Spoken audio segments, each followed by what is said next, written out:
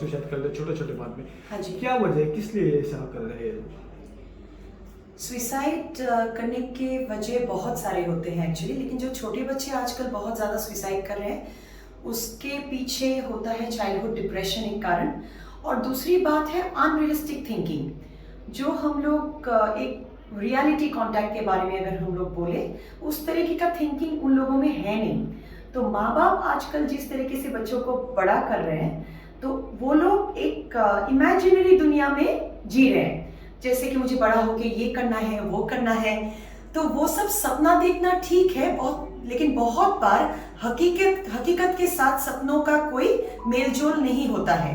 तो for example मैं एक बात बताना चाहूंगी, जैसे कि एक एग्जामिनेशन में एक बच्चा गया, तो अगर एक घर में पेरेंट्स ऐसा बोले कि तुम्हें टॉप करना है, लेकिन बच्चे का एक एबिलिटी भी होता है और वो किस तरीके से पढ़ाई कर रहा है, वो मैथमेटिक्स में कैसा है, साइंस में कैसा है, इंग्लिश में कैसा है, ये जाने बगैर अगर टीचर्स या पेरेंट्स उसको बोले कि तुम्हें फर्स्ट आना है, क्योंकि देखो नेबर का जो बेटा है वो भी पिछले साल फर्स्ट आया था, लेकिन नेबर का बेटा शायद उसका आईक्यू बहुत ज्यादा है या वो रोज पढ़ाई कर रहा है, उसका पेरेंट्स उसको बहुत गाइड करते हैं, लेकिन यहाँ जो बच्चा है शायद उसका आईक्यू इतना ज्यादा नहीं है, उसमें एबिलिटीज इतने ज्यादा नहीं है, या पढ़ाई भी नहीं कर पा रहा है, वो ज्यादा मोबाइल फोन यूज कर रहा है, मम्मी पापा भी वर्किंग है तो गाइडेंस भी नहीं दे पा रहे, तो सिचुएशंस अलग है। लेकिन क्योंकि इस बच्चे को बार बार बोला जा रहा है कि तुम्हें फर्स्ट आना है, ये एक अनरियलिस्टिक डायरेक्शन हुआ, तो बच्चे के दिमाग में घुस जाता है कि कुछ भी हो मुझे फर्स्ट आना है, लेकिन वो तो फर्स्ट डेफिनेटली नहीं आ पाएगा।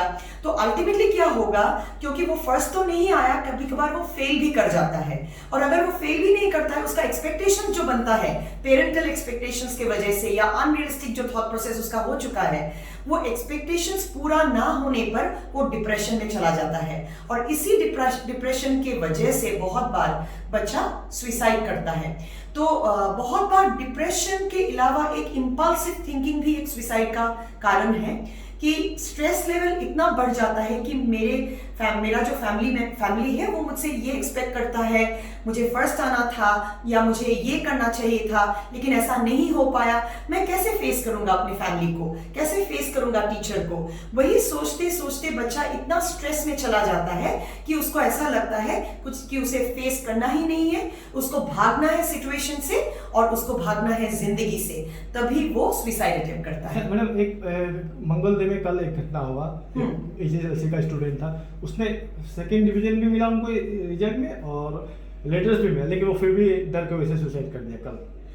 डर मतलब किस चीज का डर, थोड़ा सोचिए आप। सेकंड डिवीजन मिला, लेटर मार्क्स भी मिला एक सब्जेक्ट में, उसका ये वजह है कि इधर घर में या घर पे या टीचर्स के वजह से उसका एक्सपेक्टेशंस बहुत अनरियलिस्टिक हो चुका था।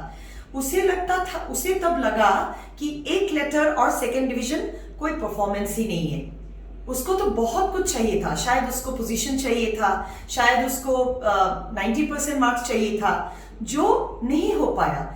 जो मुझे चाहिए वो नहीं हो पाया, इसीलिए मैं असफल रहा हूं, मैं अनसक्सेसफुल हो गया हूं, मैं किसी को मुंह दिखाने का लायक नहीं हूं। ऐसे बहुत सारे नेगेटिव थॉट्स दिमाग में आने लगते हैं। तब उस दौरान स्ट्रेस लेवल इतना ज्यादा होता है कि लॉजिकल थिंकिंग बिल्कुल बंद हो जाती है, और तभी एक भाग जाने का जो एक टेंडेंसी होता है कि जिंदगी से भागूं, परिस्थिति से भागो, उसी टेंडेंसी को लेके बहुत बार लोग आत्महत्या करते हैं, बच्चे स्टूडेंट्स। तो यहाँ ये जानना बहुत जरूरी है कि जिन बच्चों में रियलिटी कांटेक्ट है या वो लोग एक रियलिस्टिक थिंकिंग थॉट प्रोसेस रखते हैं और सोच पाते हैं, चलो इस बार मैंने इतना एक्सपेक्ट किया था, या पेरेंट्स बोल रहे हैं, टीचर्स बोल रहे हैं, लेकिन मैंने बहुत कोशिश किया, ऐसा नहीं हो पाया। ऐसा क्यों नहीं हो पाया, ये कारण हो सकता है। नेक्स्ट टाइम इन्हीं कारणों को मैं नजर में रख के मैं फिर से तैयारी करूंगा और तैयारी करके फिर बेहतर करने की कोशिश करूंगा। वो हुआ reality thought process, realistic thought process. लेकिन इसमें बच्चे का सिचुएशन ऐसा है कि वो सोच भी नहीं सकता है, वो डर जाता है कि कैसे मैं पेरेंट्स को फेस करूं, कैसे मैं सोसाइटी को फेस करूं, क्योंकि बाहर का जो एक्सपेक्टेशन है और उसी वजह से जो बच्चे में एक्सपेक्टेशन हो गया है कि मुझे ये ऐसा तो करना ही था, मैं तो नहीं कर पाया तो मैं फेल हो गया हूं, मैं अनसक्सेसफुल हूं। ये सब इतने नेगेटिव थॉट प्रोसेसेस है और इतना पावरफुल होता है नेगेटिव थॉट प्रोसेस कि बच्चा जीने के बारे में सोच ही नहीं सकता है, वो आत्महत्या कर देता है। अच्छा, एक मानसिक चिकित्सक के हिसाब से आप इस सिचुएशन को किस तरह से हैंडल किया जाए, पेरेंट्स को क्या मैसेज देंगे और बच्चों को क्या मैसेज देंगे? बिल्कुल, पहली बात तो ये है कि अपब्रिंगिंग पे बहुत ज्यादा जोर डालना होगा, सही तरीके का अपब्रिंगिंग। जब मैं बोलती हूँ right kind of upbringing, exactly क्या बताना चाहती हूँ मैं, रियलिटी कॉन्टैक्ट, हमेशा रैशनल थिंकिंग, रियलिस्टिक थिंकिंग बच्चों में सिखाना चाहिए। हर एक बच्चा अलग अलग होता है, तो हर एक पेरेंट को आइडेंटिफाई करना है कि उसके बच्चे में क्या क्या स्ट्रेंथ्स है और क्या क्या वीकनेसेस है। अगर बच्चा गणित में थोड़ा कमजोर है तो हो सकता है बच्चा इंग्लिश में थोड़ा वो अच्छा है, तो इसीलिए बच्चे का जो गणित है, मैथमेटिक्स है, उसके लिए ट्यूशन्स हम लोग यूज कर सकते हैं, उसको बार बार प्रैक्टिस करवा सकते हैं और अगर हो सके एक लेवल के बाद उसको उस सब्जेक्ट में रखना ही नहीं है। बच्चे का जो स्ट्रेंथ है उस स्ट्रेंथ को जान के बच्चे को आगे हमें गाइड करके ले जाना चाहिए। हमें ये बिल्कुल नहीं करना चाहिए कि तुम इस सब्जेक्ट में बहुत कमजोर हो, उसको लेके बच्चे को क्रिटिसाइज कभी भी नहीं करना चाहिए, क्योंकि क्रिटिसिज्म से चाइल्डहुड डिप्रेशन, चाइल्डहुड एंजाइटी पैदा हो सकता है। एक है वो। दूसरी बात, जिंदगी को सही तरीके से समझना है पेरेंट को और बच्चों को समझाना है। मतलब जिंदगी का ये मतलब नहीं है कि जिंदगी एक एग्जामिनेशन नहीं है, जिंदगी एक एग्जामिनेशन का रिजल्ट नहीं है। जिंदगी में बहुत कुछ है, जिंदगी में खेल कूद है, जिंदगी में करियर है, जिंदगी में रिलेशनशिप्स है, एग्जाम्स भी है, लेकिन एग्जाम बोल के जो चीज है वो जिंदगी का छोटा सा एक हिस्सा है। ये पेरेंट्स को बच्चों को छोटी उम्र से ही समझा देना चाहिए, क्योंकि बच्चे समझते हैं, बहुत सारे बच्चे, कि एग्जामिनेशन पढ़ाई ही जिंदगी है। पढ़ाई में अगर हम लोग असफल हुए, जिस तरीके का रिजल्ट हमें चाहिए था उस तरीके का रिजल्ट हम नहीं दे पाए, तो हम तो जीने की जो एक अधिकार होता है वही खो चुके हैं। ऐसा नहीं होता है, जीवन बहुत बड़ी चीज है। एग्जामिनेशन में कभी आपके एक्सपेक्टेशन के हिसाब से शायद रिजल्ट्स ना हो, फिर से आप कोशिश कीजिए, हो सकता है आप फिर से जब कोशिश करोगे तो अच्छा होगा। हो सकता है आपकी जो स्ट्रेंथ्स है वो आइडेंटिफाई नहीं हुआ है, उसको आइडेंटिफाई करके करियर चूज करो, बहुत आगे जाओगे। बहुत बार सब कुछ करने के बाद भी हम लोग जिस तरीके से इच्छा करते हैं, आशा करते हैं, उस हिसाब से कुछ नहीं हो पाता है। तब सोचना बहुत जरूरी है और समझना बहुत जरूरी है कि क्यों नहीं हो पाया, क्योंकि कारण अगर पकड़ में आ गया है तो हम लोग बाद में उसी फील्ड में या दूसरे फील्ड में सफल हो सकते हैं।